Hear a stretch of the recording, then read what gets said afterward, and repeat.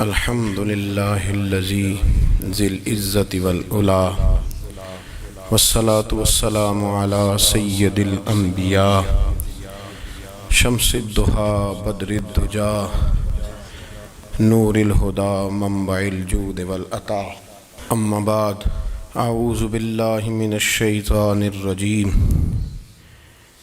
بسم اللہ الرحمن الرحیم قل للمؤمنین یغضوا من ابصارہم صدق اللہ العظیم وصدق رسولہ النبی الکریم ونحن علی ذلک لمن الشاہدین والشاکرین والحمد للہ رب العالمین ان اللہ وملائکتہ یصلون علی النبی یا ایہا الذین آمنوا صلوا علیہ وسلموا تسلیما الصلاة والسلام علیک یا سیدی یا رسول اللہ وعلی آلک واصحابک یا سیدی یا حبیب اللہ۔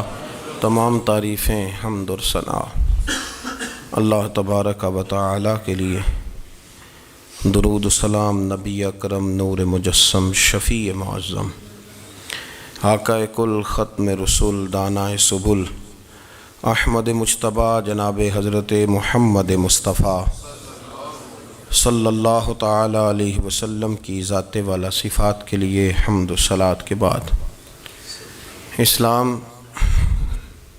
فطرت کے عین مطابق دین ہے۔ نبی پاک صلی اللہ تعالی علیہ وسلم نے فرمایا ہے کہ میں اخلاق عالیہ کی تکمیل کرنے کے لیے دنیا میں آیا۔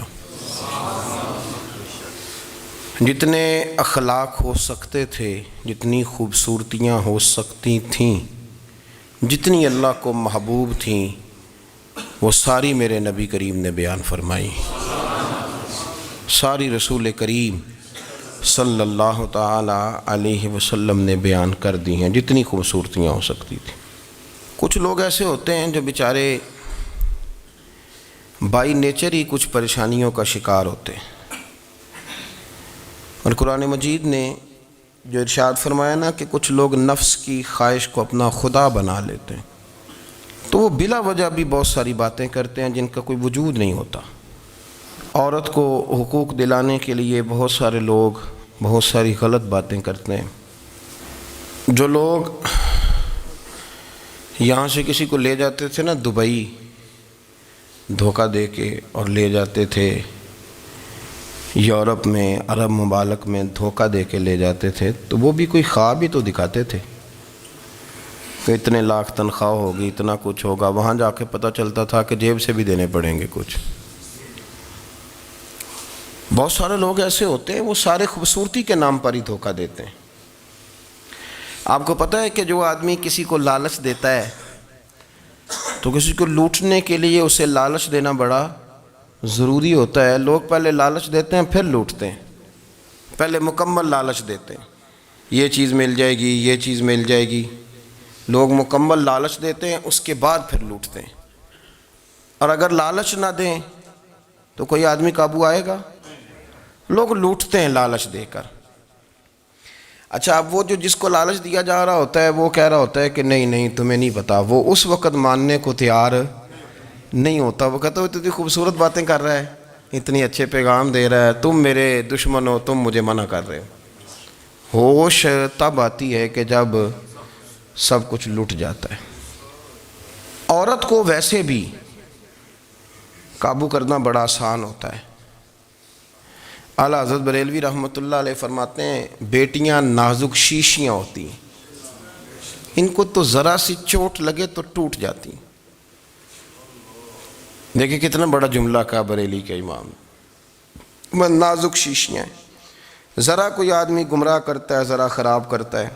اب دیکھیں نا، یہ جو بچیوں کو بچے مس گائیڈ کرتے ہیں، انہیں بڑے بڑے خواب دکھاتے ہیں، وہ بیچاری ماں باپ کو چھوڑ کے، بہن بھائی کو چھوڑ کے اس کے ساتھ شادی کرتی ہے، پھر جو اس کا بعد میں حشر ہوتا ہے، آپ ادلیاں نو سردار پہن تکے تے شرما والیاں نو جھوٹے ڈولیاں دے۔ پھر وہ بیچاری ماں باپ رکھتے نہیں، وہ ظلم کرتا ہے تو کتنی بڑی تکلیف میں وہ بچی آ جاتی۔ نازک شیشی ہوتی ہے نا تو ٹوٹ جاتی. یہی حال اب جدید خواتین اور یہ جو کچھ اینکر پرسن ہیں، یہ اصل میں نا یہ آپ کو سیاست سکھاتے ہیں، لیکن یہ مادر پیدر آزاد لوگ ہیں، بالکل آزاد. یہ تو علماء شور نہ کریں، بات نہ کریں، گفتگو نہ کریں، مشائخ بات نہ کریں، اور یہ جو کچھ سنجیدہ اور دینی طبقہ ہے یہ کچھ شور نہ کرے، یہ تو روڈوں پہ ننگے ہو کے آ جائیں معاذ اللہ. خوفناک نظریہ رکھتے ہیں یہ لوگ. عورت کو کہتے ہیں تیرے حقوق ہم تجھے لے کے دیں گے. مثلاً وہ کون سا حق ہے جو تم نے لے کے دینا ہے؟ میرے نبی کریم صلی اللہ علیہ وسلم اس کو بیٹی بھی بنایا ہے، اس کو بہن بھی بنایا ہے، اس کو ماں بھی بنایا ہے، اسے بیوی کا عالی شان رتبہ بھی عطا فرمایا ہے. اور چونکہ بیٹی کا بھی حق بڑا بیان کیا جاتا ہے، بہن کا بھی، ماں کا بھی. اور بیوی کے معاملے میں لوگ سمجھتے ہیں کہ زیادہ بات نہیں کرنی چاہیے، شاید مسئلہ خراب ہو جائے. حالانکہ نبی پاک صلی اللہ تعالیٰ علیہ وسلم نے بیوی کے بارے میں پتہ کیا فرمایا؟ فرمایا جب تم نکاح کر لیتے ہو تو اپنا ایمان محفوظ کر لیتے ہو. اب میں اس کی شرح نہیں کرتا، اب خود کر لیجئے گا کہ وہ ایک ایسی شخصیت ہوتی ہے کہ جس کی موجودگی میں آپ کا ایمان محفوظ ہے. اب میں نہیں سمجھتا کہ اس سے بڑی بات کوئی اور ہو سکتی ہے، جس کی موجودگی میں آپ کا ایمان. اور بھئی یہ حدیث پاک عرض کر رہا ہوں، نکاح جب کوئی کر لے تو اس نے اپنا ایمان مکمل کر لیا. اس کا معنی یہ ہوا کہ آپ کا ایمان محفوظ ہے اس کی موجودگی میں. تو اس سے زیادہ بھی، یعنی ایمان سب سے قیمتی چیز ہے نا، تو اس کے محفوظ ہونے کی وجہ حضور نے نکاح بیان کر دی. اب میرا خیال ہے بیوی اگر کوئی اس سے بڑا حقوق مانگے گی تو بیوقوفی کرے گی.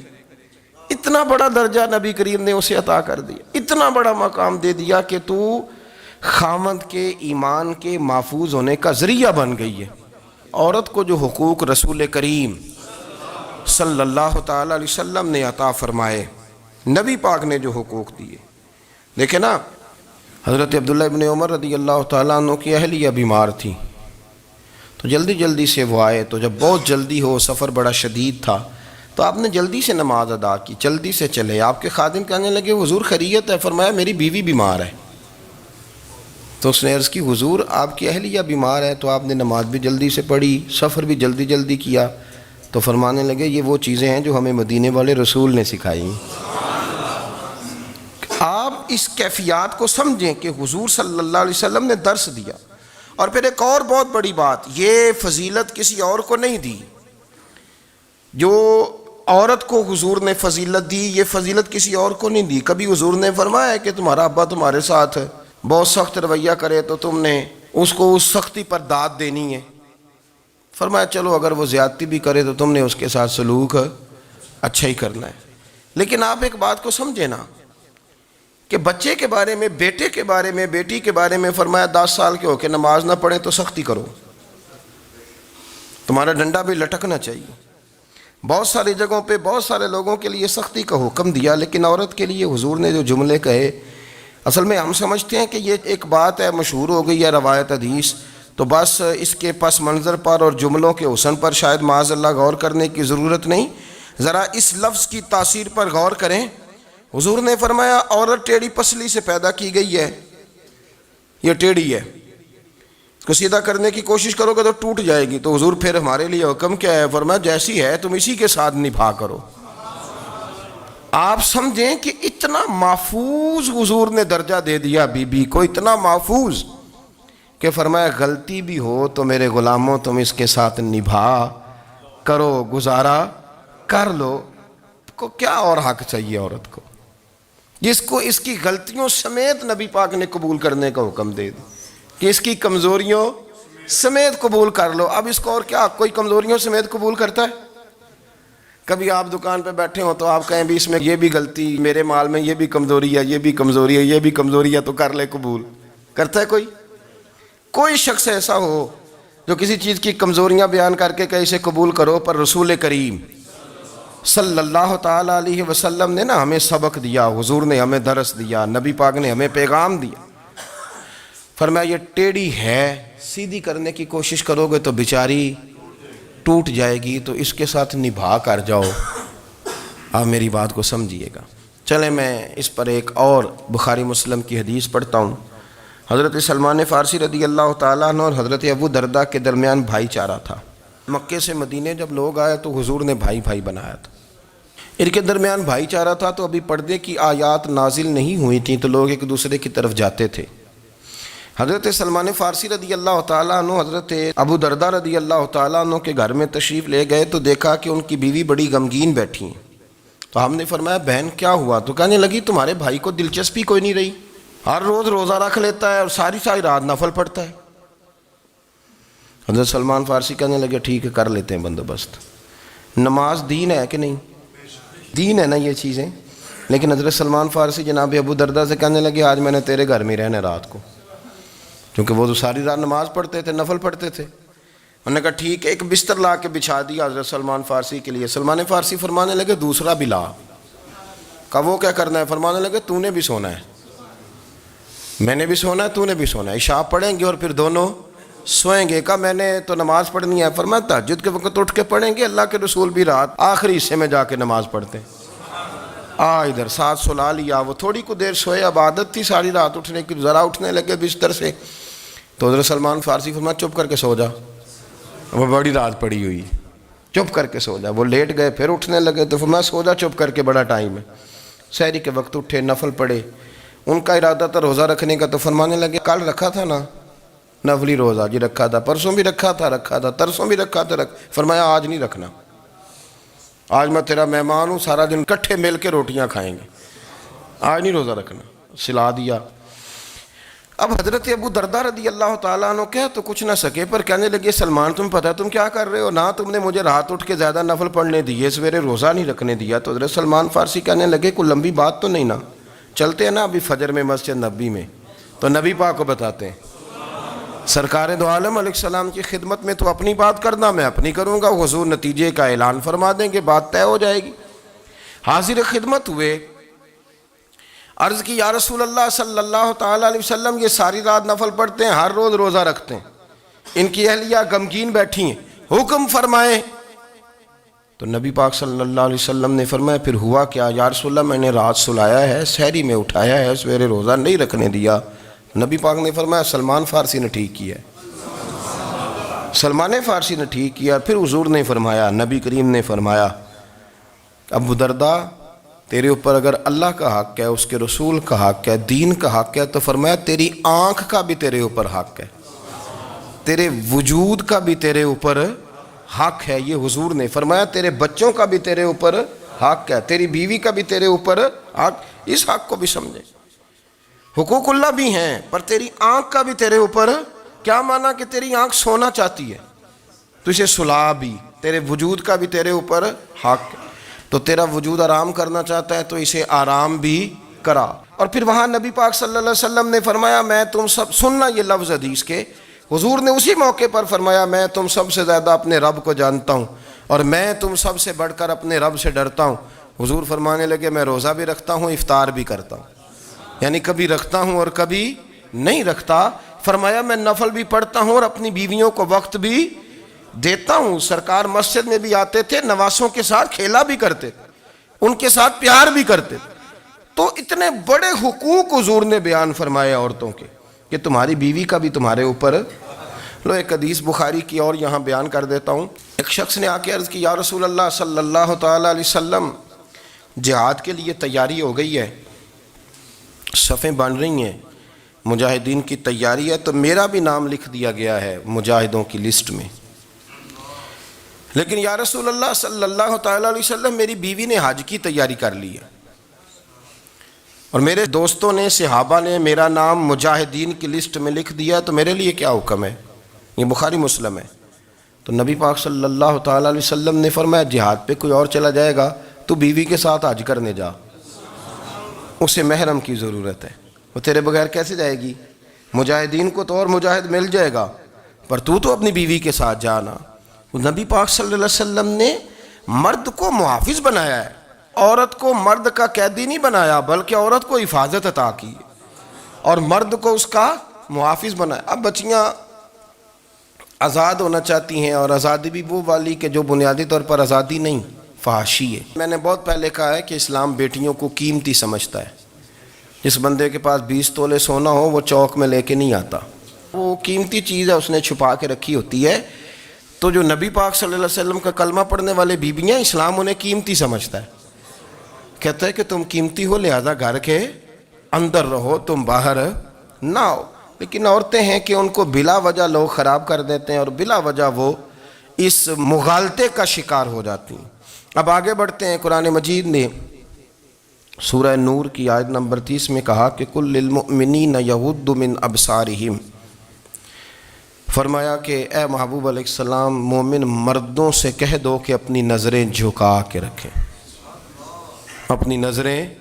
اور اگلی آیت میں فرمایا وَقُلْ لِلْمُؤْمِنَاتِ یغضضن من ابصارہن، فرمایا کہ اے محبوب مومن عورتوں سے بھی کہہ دو کہ اپنی نظریں جھکا۔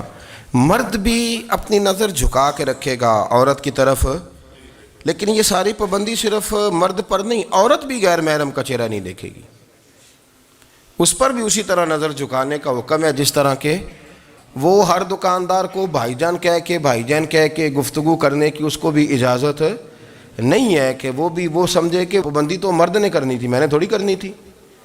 وہ جس کے پاس جائے، جہاں بھی جائے، ڈاکٹر کے پاس جائے، باہر جائے، تو وہ جس طرح مرضی اس کا دل چاہے وہ بات چیت کرے، اس کی عورت کو بھی اجازت اسلام نہیں دیتا۔ بنیادی طور پہ اسلام شرم و حیا کا دین ہے، حیا کی بات کرتا ہے۔ حیا کی جب ہم تعریف کرتے ہیں تو حیا کی تعریف یہ ہے کہ کوئی کبھی چیز دیکھ کے نہ تو آپ کی طبیعت میں کراہت محسوس ہو، آپ کوئی غلط جملہ منہ سے نکالتے ہوئے ذرا جھجکیں، آپ کوئی غلط بات کرتے ہوئے تھوڑا بوجھ محسوس کریں۔ ہمارے ہاں تیزی سے فروغ پایا ہے بے حیائی نے، سنگیوں کی محفلیں، یاروں کی محفلیں، اس میں غلیظ گفتگو ہوتی ہے، الا ماشاء اللہ۔ جن دوستوں کو بڑی پاک صاف گفتگو کرنی چاہیے، دوستی کا رشتہ بڑا مقدس رشتہ ہے، جو یہاں ایک دوسرے سے پیار کریں گے جنت میں بھی اکٹھے داخل کیے جائیں گے۔ شرط یہ ہے کہ پیار اللہ رسول کی رضا کے لیے ہو، لیکن اس کے اندر اگر آپ کی گفتگو کچی ہو، کمزور ہو، فحاشی والی ہو، عریانی والی ہو، وہ ہمارے ہاں تو اب اس کو لوگ فیشن سمجھتے ہیں، اس کو مردانگی کی علامت سمجھتے ہیں کہ وہ جی ساری باتیں جی وہاں ہو گئیں اور جس کا جو جی چاہا اس نے کہا۔ آپ جب حیا کے دائرے میں ہوتے ہیں تو آپ خود بھی سکون محسوس کرتے ہیں۔ دیکھیں نا، آپ کو نیند سکون سے کہاں آتی ہے؟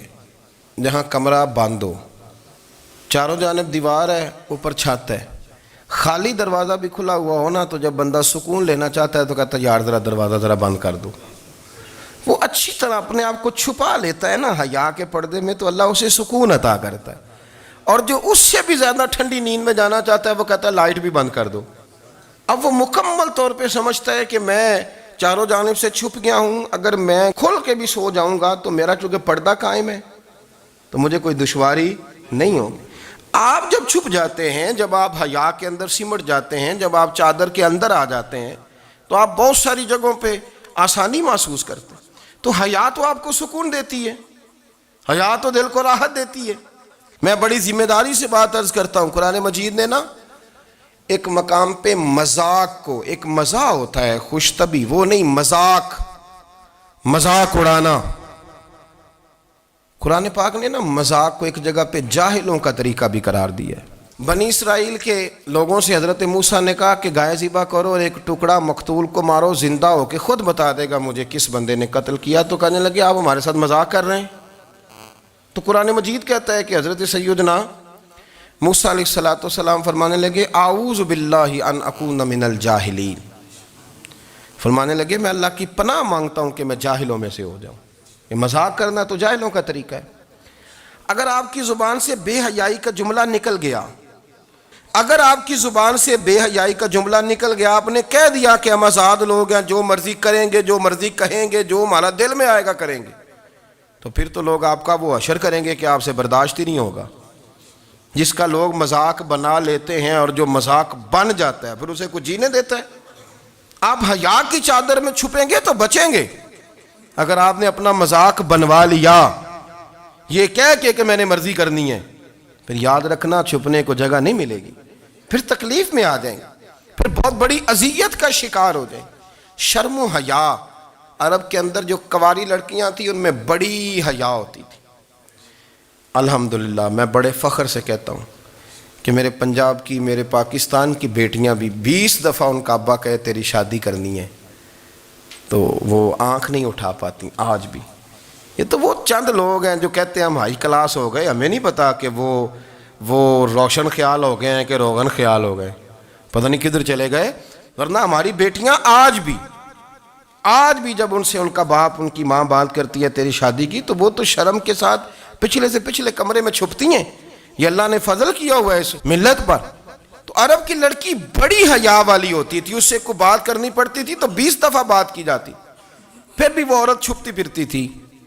حضرت عائشہ صدیقہ رضی اللہ تعالیٰ عنہ فرمانے لگیں میرے نبی پاک صلی اللہ علیہ وسلم عرب کی کواری لڑکیوں سے بھی زیادہ حیا کرنے والے۔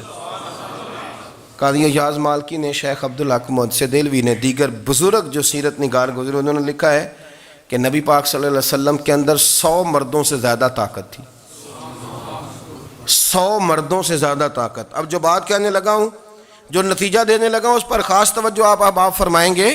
ذرا فکری طور پر، نظریاتی طور پر ایک چیز کو سمجھیے۔ ہم سمجھتے ہیں کہ جوان لڑکا ہے جی جو مرضی کرے، عمر ہے جی۔ آپ ذرا بات پر غور کیجئے گا کہ حضور صلی اللہ علیہ وسلم میں طاقت 100 مردوں سے زیادہ ہے اور حیا کواری لڑکیوں سے بھی زیادہ ہے۔ ذرا اس بات کا تقابلی جائزہ کیجئے گا کہ طاقت 100 مرد سے زیادہ ہے لیکن حیا کواری لڑکی سے بھی زیادہ ہے۔ اس کا معنی یہ ہوا کہ جس ٹہنی کو پھل زیادہ لگ جاتے ہیں وہ جھکا کرتی۔ تو حیا تو حسن ہے، حیا تو آپ کو پاک صاف کرے گا، حیا تو آپ کو نرالا کرے گا، انوکھا کرے گا۔ وہ ہمارے ایک دانشور ہے، تو مضمون لکھا، کئی باتیں بڑی پسند آتی ہیں۔ وہ کہتے ہیں کہ میری اہلیہ، ان کو بھی کسی نے مس گائیڈ کر دیا تھا، حالانکہ اچھی خاتون ہے، کسی نے مس گائیڈ کر دیا۔ تو وہ بھی سماجی اور ویلفیئر، اور یہ خواتین کو شوق ہوتا نا بننے کا، تو وہ بھی سماج کے اندر اچھا مقام تلاش کرنے کے موڈ میں آ گئی۔ تو کہیں ایک دن جانا تھا تو بڑی بن سنور کے میرے ساتھ وہ گاڑی میں بیٹھ گئی۔ تو میں گاڑی میں، عورتوں کو یہ بھی مسئلہ ہوتا ہے نا کہ ہماری تعریف کرو، تو کئی دفعہ بعض مردوں بیچاروں کو جھوٹ بولنا پڑتا ہے، تو زبردستی کراتی ہیں نا جی۔ تو اس میں گنجائش بھی دی ہے شریعت نے گنجائش دی ہے کہ کبھی بیوی کو راضی کرنے کے لیے خلاف واقعہ بات کرنی پڑے تو کر لینی چاہیے، تو وہ کراتی بھی ہیں۔ 3 موقع پر خلاف واقعہ بات کرنے کی اجازت ہے، یعنی واقعہ کے خلاف بھی آپ بات کر سکتے ہیں۔ جنگ کے موقع پر 2 لوگوں کو صلح کرانے کے لیے اور بیوی کو راضی کرنے کے لیے کر لیں کوئی ایسی بات، بے شک اپنی طبیعت پہ جبر کر کے کر لیں، گنجائش ہے، اجازت ہے۔ تو وہ کہتے ہیں جب وہ گاڑی میں میرے ساتھ بیٹھی بن سنور کے، تو وہ تقاضا کرنے لگی کہ میں نے بڑے اچھے کپڑے پہنے ہیں پر آپ نے توجہ نہیں کرائی۔ تو وہ سیاںا بندہ تھا، وہ چاہ رہا تھا کہ میری خاتون سمجھ جائیں۔ وہ کہتے ہیں مجھے پتہ تھا کہ بیچاری مس گائیڈ ہو گئی ہے، دل کی بڑی اچھی ہے، سیاਣੀ ہے، لیکن اس کو کچھ خواتین نے، کچھ لوگوں نے مل کے اس کو ذہن غلط کر دیا ہے کہ سماج میں نکلو، باہر جاؤ، کام کرو، فلاں کرو، اپنی مرضی سے جیو۔ تو میرے ساتھ گاڑی میں بیٹھی کہیں جانے کے لیے، تو مجھ سے کہنے لگی کہ آپ نے میری طرف توجہ ہی نہیں کی، آپ نے کوئی ذکر ہی نہیں کیا کہ میں کیسی لگ رہی ہوں۔ تو وہ کہتے ہیں میں نے اسے کہا کہ اگر تو ناراض نہ ہو تو پھر میں صحیح والی تعریف کر دوں۔ تو اس نے کہا کہ آپ کر دیں۔ تو کہتے ہیں میں نے درد سے اور خلوص سے اپنی بیوی سے کہا، خلوص کے ساتھ میں نے کہا میں تو روز گھر ہوتا ہوں، روز شام کو گھر ہوتا ہوں، اگر تو میرے لیے تیار ہوتی تو میں تیری تعریف کرتا، لیکن آج تو باہر جانے کے لیے تیار ہوئی، تو پھر ان سے تعریف کی امید رکھ جن کے لیے تو نے تیاری کی ہے۔ میرے لیے تیاری کرتی تو میں تو ہر شام تیرے پاس ہوتا ہوں۔ کہتے وہ میرے لفظوں میں درد تھا تو وہ بھی رو پڑی، اور کہنے لگی آپ گاڑی روک دیں، مجھے باہر جا کے کسی کو راضی نہیں کرنا، میں نے اسے راضی کرنا ہے جس کو رب کریم نے میرا شوہر بنایا ہے اور میرے لیے منتخب کیا ہے میرے ماں باپ کو، میں واپس لوٹتی ہوں۔ یہ ایک پہلو ہے سلگتا ہوا، اس کو سمجھا جائے۔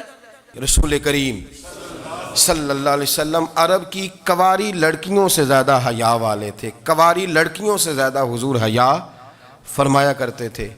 جب خانہ کعبہ کی مکہ شریف میں تعمیر ہو رہی تھی نا، اہل عرب اس کو تعمیر کر رہے تھے، تو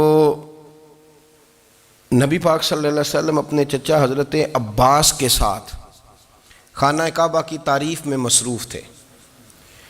تو عرب کے لوگ چونکہ لمبا کرتا پہنتے تھے پیروں تک، تو نیچے اگر کسی وقت کوئی چیز نہیں بھی ہوتی تھی تو کسی کو وہ نظر نہیں آتی تھی، چونکہ پردہ رہتا تھا، ایک لمبا کرتا پہنا ہوا ہوتا تھا۔ تو جب بچے، سرکار کی عمر مبارک بھی ابھی تھوڑی تھی، تو اس طرح بچے جب نکلتے تو وہ کئی دفعہ اپنی تہمد اتار دیتے نیچے سے، اور کوئی مزدوری کرنے لگتے تو 3-4 طے کر کے نا تہمد کی کندھے پہ رکھ لیتے، جس طرح کبھی دیہاتوں میں لوگ کپڑا سر پہ رکھتے تھے کہ اوپر اگر کوئی وزنی چیز رکھیں گے تو وہ تکلیف نہیں دے گی۔ نبی پاک صلی اللہ علیہ وسلم بھی سب لوگوں کے ساتھ خانہ کعبہ کی تعمیر میں شامل تھے۔ تو حضرت عباس رضی اللہ تعالیٰ عنہ نے کہا حضور سے، ابھی اعلان نبوت بھی نہیں فرمایا تھا، بھتیجے آپ بھی تہمد اتاریے، یہ صحیح مسلم میں حدیث موجود ہے، اور اس کو کندھے پہ رکھ لیجیے، آپ اینٹیں اٹھا اٹھا کے لا رہے ہیں تو ذرا آپ کو تکلیف نہیں ہوگی۔ تو سرکار دو عالم صلی اللہ علیہ وسلم سے یہ بات کہی، اور پھر جلدی سے حضور کی تہمد کو نکال کے نا، حالانکہ لمبا کرتا پہنا ہوا ہے، تو وہ جیسے ہی ان کے کندھے پہ رکھا اینٹیں رکھنے کے لیے، تو سرکار تو زمین پہ گر گئے، بے ہوش ہو گئے، آنکھیں آسمان کی طرف، اور پھر حضور پکار رہے ہیں آزاری آزاری آزاری، میرا تہمد دے دو، میرا تہمد دے دو۔ کبھی کوئی شخص اس وجہ سے بھی بے ہوش ہوا ہے کہ میرے وجود سے کپڑا اتر گیا ہے؟ حالانکہ سرکار پر وہ بے ہوشی بھی نبی پاک کا وہ جو غلبہ ہے نا شرم و حیا کا، اس کی وجہ سے ہوئی، ورنہ تو حضور فرماتے ہیں کہ میری آنکھیں سو جاتی ہیں، دل تو میرا اس عالم میں بھی جاگتا رہتا ہے۔ تو سرکار زمین پہ تشریف لے آئے، آنکھیں میرا تہمد دے دو، میرا تہمد دے دو، تو جلدی سے انہوں نے تہمد دیا، تو حضور نے باندھ لیا۔ پھر طبیعت مبارک میں تسلی ہوئی، یعنی ہم اس رسول کے غلام ہیں کہ جن کے تو وجود سے کپڑا اتر جائے تو حضور برداشت نہیں کرتے، قبول نہیں فرماتے، تکلیف شروع ہو جاتی۔ لیکن یہاں نوجوان ہیں اور بڑا قد کاٹ ہے اور بڑے بڑے سمجھدار لوگ ہیں، گرمی آتی ہیں تو شارٹ کپڑے پہن کے گھومتے ہیں، ان کو خیال نہیں کہ یہ وہ والا لباس ہے جو باہر تو کیا گھر میں اماں کے سامنے نہیں پہننا چاہیے، بہنوں اور بیٹیوں کے سامنے نہیں پہننا چاہیے۔ آپ کی گفتگو میں شرم و حیا ہو، آپ کے لب و لہجے کے اندر حسن ہو۔ آپ کو پتہ ہے نبی پاک صلی اللہ علیہ وسلم نے فرمایا میری امت میں سب سے زیادہ حیا کرنے والے عثمان غنی ہیں، عثمان غنی سب سے زیادہ حیا کرنے والے۔ آپ فرمایا کرتے تھے جب سے حضور کا چہرہ دیکھا ہے میں نے کبھی اپنی شرمگاہ بھی نہیں دیکھی، میں نے آنکھوں کا وضو نہیں توڑا، اور جب سے حضور کے دست مبارک میں نے بیعت کے لیے سیدھا ہاتھ بڑھایا تو پھر سیدھا ہاتھ میں نے کبھی گندگی کو نہیں لگایا۔ حیات، آپ باتھ روم کے اندر بھی غسل فرماتے تھے تو کپڑوں سمیت کرتے تھے۔ کسی نے کہا حضرت جی واش روم کے اندر کیوں نہیں کپڑے اتارتے؟ آپ فرمانے لگے باہر بندوں سے حیا کرتا ہوں، اندر جاتا ہوں تو رب سے حیا نہیں شروع ہو جاتی، وہ تو دیکھ رہا ہے نا۔ تو میں جو بات آپ کی خدمت میں عرض کرنا چاہتا ہوں اس کو آپ سمجھیے گا میرے عزیز، کہ شرم والا مزاج، گفتگو بھی شرم والی، آنکھیں بھی شرم والی، لباس بھی شرم والا، دوستی یاری بھی شرم والی، بہت ساری ایسی باتیں۔ دیکھیں نا آپ ذرا، میں نے کہا کہ باتوں کو سن کے گزر نہ جایا کریں، اس کی گہرائی پر غور کریں۔ حضور علم کا سمندر ہے، سرکار سے زیادہ علم دنیا میں کسی کے پاس موجود نہیں ہے، اور صحابہ کو موقع ملا ہوا ہے اس سمندر سے فیض لینے کا، لیکن ان کی حالت یہ ہے کہ حضرت علی المرتضیٰ فرماتے ہیں 14 دن گزر جاتے، حضور سے کوئی سوال پوچھنا ہوتا تھا پر میں شرم کے مارے نہیں پوچھ پاتا تھا۔ 14 دن بخاری شریف میں موجود ہے۔ ایک دن نبی پاک صلی اللہ علیہ وسلم نے پوچھا صحابہ سے کہ وہ کون سا درخت ہے جس کے پتے نہیں گرتے، اور وہ درخت اس طرح ہے جس طرح مومن ہوتا ہے، وہ درخت میرے مومن کی طرح بتاؤ۔ حضرت عبداللہ ابن عمر فرماتے مجھے پتا تھا کہ وہ کھجور کا درخت ہے، لیکن چونکہ ابو بکر صدیق بھی بیٹھے ہیں، عمر فاروق بھی بیٹھے ہیں، مولا علی بھی بیٹھے ہیں، عثمان غنی بھی بیٹھے ہیں، اتنے جید لوگ بیٹھے ہیں، تو مجھے حیا آتی تھی کہ میں کیوں جواب دوں۔ کہتے ہیں سرکار نے کئی دفعہ پوچھا، لوگوں نے کئی اور درخت بتائے، پر فرمایا تمہارا جواب درست نہیں ہے۔ آپ حیا کے اس پہلو پر غور کریں کہ سوال کا جواب آتا ہے، سوال کا جواب، یعنی مجھے سوال کا جواب آتا اور پھر میں دوں نہ، مجھے بدعزمی نہ ہو جائے گی؟ یہ کیسے ممکن ہے کہ میری رات گزر جائے، مجھے پتا بھی تھا اور میں نے بتایا نہیں؟ بہت سارے لوگ آ کے بہت ساری باتیں بتاتے ہیں، بہت ساری باتیں وہ سمجھاتے ہیں، تو ہم غور سے ان کا چہرہ دیکھنے لگ جاتے ہیں، کہتے ہیں یار اس کا تو دعویٰ تھا کہ میں سمجھنے آتا ہوں، تو یہ تو ہمیں سمجھا رہا ہے، چلو الحمدللہ ہم سمجھنے کو تیار ہیں۔ لیکن میرے عزیز پتہ بھی ہے جواب کا، علم بھی ہے، لیکن فرماتے ہیں میری حیا نے مجھے اجازت نہ دی کہ میں جواب دوں۔ آپ فرماتے ہیں پھر حضور سے صحابہ نے عرض کی کہ یا رسول اللہ آپ ہی بتا دیں وہ درخت کون سا ہے، تو حضور نے فرمایا بھئی وہ کھجور کا درخت ہے۔ تو آپ فرماتے ہیں میں دل میں کہہ رہا تھا کہ الحمدللہ میرا جواب درست ہے، حالانکہ میں نے جواب دیا ہی نہیں۔ تو لفظوں میں حیا، جملوں میں حیا، آنکھوں میں حیا، اٹھنے میں حیا، بیٹھنے میں حیا، چلنے میں حیا ایک خوبصورت حسن ہے۔ اور نبی پاک صلی اللہ علیہ وسلم نے فرمایا جب تو بے حیا ہو جائے نا پھر تو آزاد ہے، پھر تو جو مرضی کا، پھر تو جو۔ اس لیے بزرگ جب کسی کو بے حیا کہتے تھے نا، اللہ اکبر، اور جب کسی کو کہتے تھے نا یہ بے حیا ہے تو لوگ سمجھتے تھے کہ ہلکی سی بات کر دی ہے، لیکن ان کا معنی یہ ہوتا تھا کہ بس بھائی اب اس کے ساتھ کوئی کلام کرنے کی ضرورت ہے، اس کو اب اصلاح کی ضرورت نہیں، یہ بے حیا ہے۔ کیا معنی؟ کہ اب یہ جو اس کے دل میں آئے گا وہ کرے گا، جو اس کی طبیعت چاہے گی وہ کرے گا، اب یہ کسی پہلو بھی قابو آنے کو تیار، بے حیا ہو گیا۔ بے حیائی بہت بڑا عیب ہے۔ اور جو لوگ کہتے ہیں کہ ہمیں بالکل آزادی ہونی چاہیے، ہمارا اپنا جسم ہے تو ہماری اپنی مرضی چلے گی۔ ایک وزیر صاحب ہیں، پتہ نہیں میں ان کو جانتا تو نہیں، انہوں نے سینٹ میں تقریر کی ہے، میں نے ان کی بات سنی ہے۔ اس نے کہا نہیں بھائی، جسم رب کا ہے تو مرضی بھی تو رب کریم کی چلے گی، اور مرضی بھی اللہ کی۔ یہ مجھے تھوڑا سا مسئلہ ہے جسم پر، کبھی کبھی مجھے کثرت سفر سے الرجی ہو جاتی ہے۔ میرے ساتھ لوگ نا دل سے پیار کرتے ہیں، شاید ہی کوئی اچھا ڈاکٹر ہو جس تک میرے سنگی مجھے لے کے نہ گئے ہوں، پر جسم اللہ کا ہے نا، مرضی بھی جب وہ چاہے گا صحت دے گا۔ کیوں کچے کاموں میں لوگ پڑ گئے، کیوں غلط لوگ سوچ میں پڑ جاتے ہیں؟ یہ اسی کا ہے، اور جب وہ چاہے گا، آپ اس بات کو اچھے طریقے سے سمجھ لیں کہ جو اپنی مرضی چوکوں چوراہوں میں کر رہے ہوتے ہیں نا، جو مرضی گاندمند، وہ جانور ہوتے ہیں، وہ جانور ہوتے ہیں جو نہ چونک دیکھتے ہیں، نہ گلی دیکھتے ہیں، نہ انہیں پتہ ہوتا ہے کہ جگہ کون سی ہے۔ وہ انسان، میں نے کہہ دیا جو میں نے کہنا تھا، میں نے کہہ دیا، وہ جانور ہوتے ہیں۔ اور جو کچھ انسان ہوتے ہیں نا، ان کے اندر کچھ نہ کچھ پھر شرم حیا بھی ہوتی ہے۔ وہ چوکوں چوراہوں میں وہ حرکتیں اور وہ کام نہیں کرتے جو جانور کرتے ہیں۔ ان کے لیے بڑے پردے ہوتے ہیں، ان کے لیے بڑی باتیں ہوتی ہے، ان کے لیے بڑا کچھ ہوتا ہے۔ جو بالکل آزاد ہو جائے، کوئی پتہ نہ ہو کس وقت کیا کہنا ہے، کیا کرنا ہے، تو پھر وہ دائرہ انسانیت سے خارج ہو جاتا ہے۔ ہم آپ کو کیا دعوت دیں؟ آپ تو وہ باتیں کر رہے ہیں جو اسلام کا انسانیت کے حق میں بھی ٹھیک نہیں، آپ تو وہ والی باتیں کر رہے ہیں جن کا انسانیت بھی تقاضا نہیں کرتی کہ یہ باتیں ہونی چاہیے۔ لیکن ایک بات، میں تو جذباتی نہیں ہوتا، میں بڑے غور سے چیزوں کو دیکھتا ہوں، سنتا ہوں، اور نہ میں ان موسمی مینڈکوں کی۔ وہ مجھے عاتق صاحب کہنے لگے جی بڑے بڑے مولوی ایک بندے کے ساتھ بیٹھے ہوئے ہوتے تھے اور وہ روزے میں بڑے بڑے درس دیتا تھا، تو وہ بھی فلانی حرکتیں کر رہا ہے۔ تو میں نے کہا ہم نے تو پرانا کہا تھا کہ موسمی مینڈک ہے، تو پرانے کہہ رہے ہیں کہ اداکار ہے، تو وہ جہاں کاسٹ کریں گے وہاں وہ اداکاری کرے گا۔ آپ کسی مذہبی جگہ کر لیں تو وہاں کر لے گا، کہیں اور جگہ کریں گے تو ہم تو پرانا کہہ رہے ہیں۔